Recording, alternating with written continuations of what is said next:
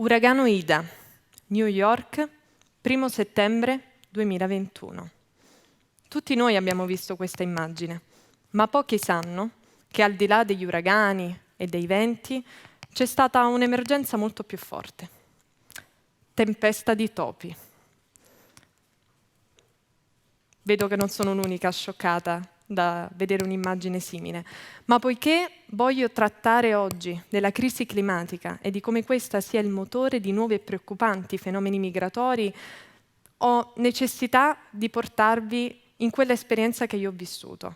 Infatti io ho 26 anni e faccio parte di quella categoria di persone che dicono di poter vivere una certa ansia climatica, e quest'ansia climatica deriva dal vivere in un mondo dove quasi viene meno la possibilità di sognare e anche progettare.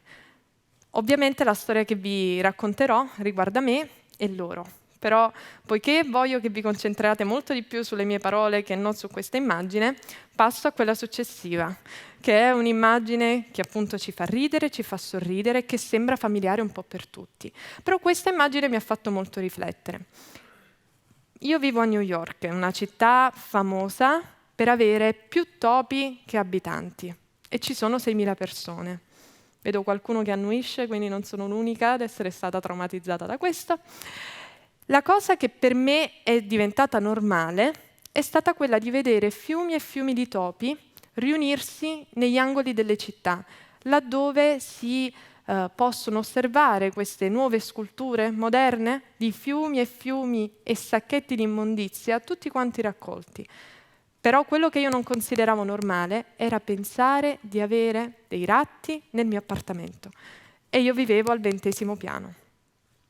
Ovviamente è inutile dirvi che ho fatto il trasloco più veloce della storia, però questo mi ha fatto pensare. Mi ha fatto molto pensare perché prima di partire per questa mia nuova esperienza ricordo di aver letto un articolo che diceva di come l'Australia, a seguito dei numerosi incendi che vi erano stati, era costretta ad affrontare un'emergenza legata proprio ai ratti, che si spostavano da un punto all'altro fino a diffondere nuove malattie.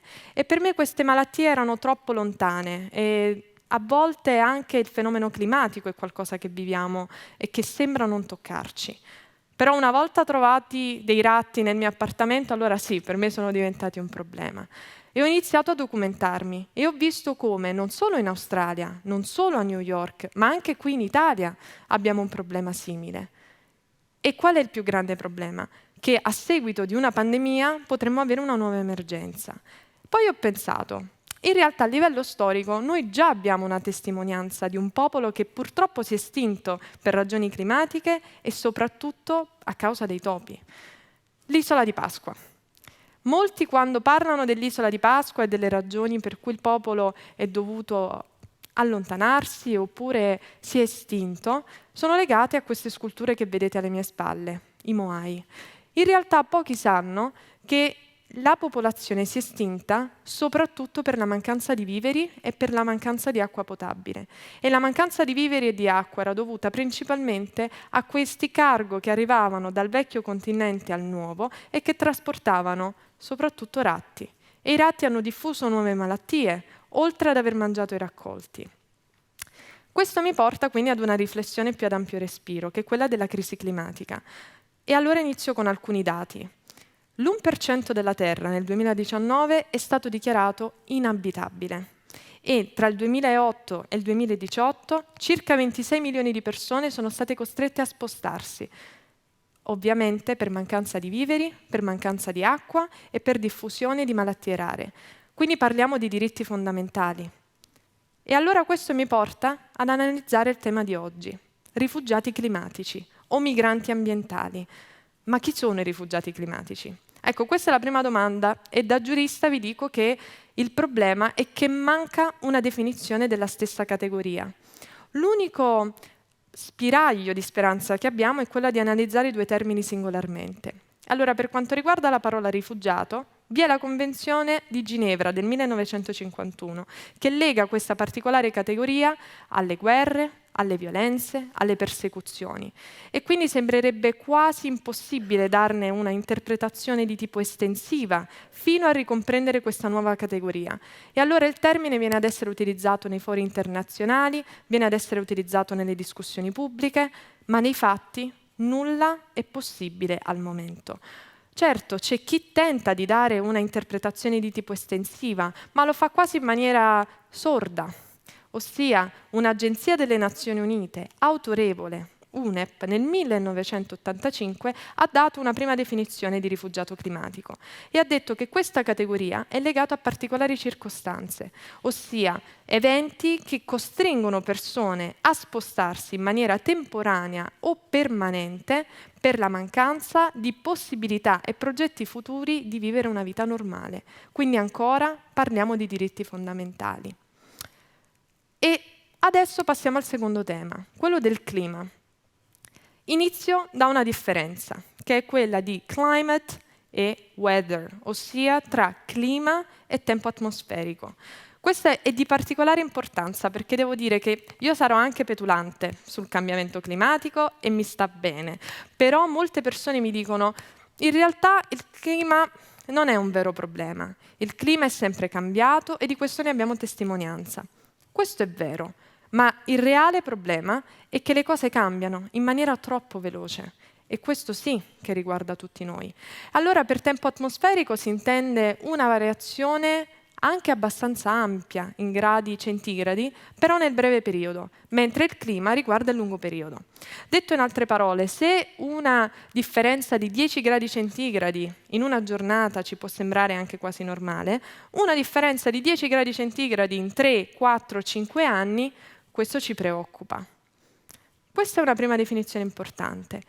Il secondo punto che vorrei sottolineare è questa sorta di vaghezza dei termini che vengono ad essere utilizzati e che affollano le nostre pagine. Il primo è il global warming e a sentire questa espressione la prima immagine che abbiamo è quella di un mondo che brucia.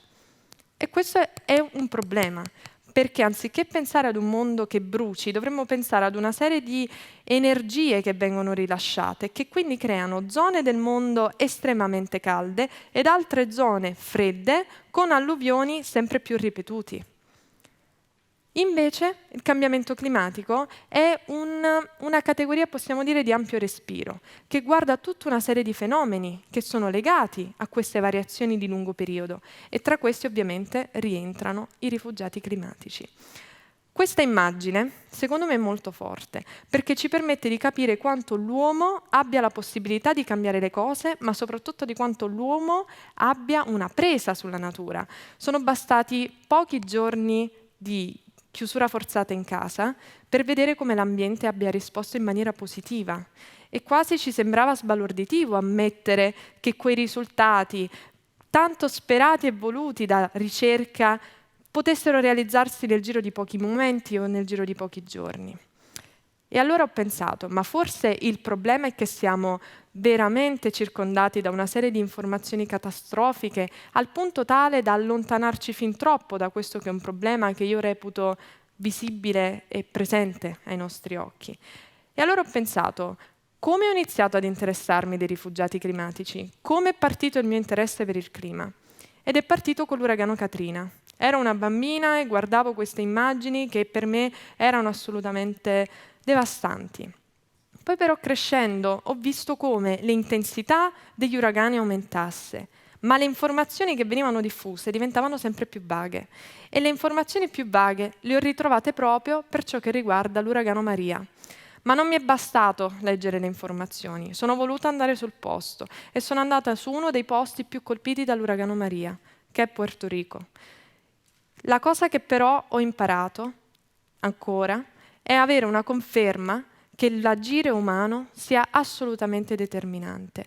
Ho incontrato persone che avevano perso tutto, ma che hanno avuto la forza di cambiare il proprio stile di vita. E questo mi riporta ad un'immagine che potrebbe essere tra le tante che vediamo anche scorrendo le nostre bacheche social, ossia di tanti giovani che scendono in strada volti a cambiare il loro paese. E allora qui mi ricollego all'espressione che ho utilizzato all'inizio del mio talk, ossia ansia climatica. Noi giovani viviamo l'ansia di non poter progettare, ma sarebbe sbagliato pensare che solo noi giovani siamo chiamati a cambiare le cose.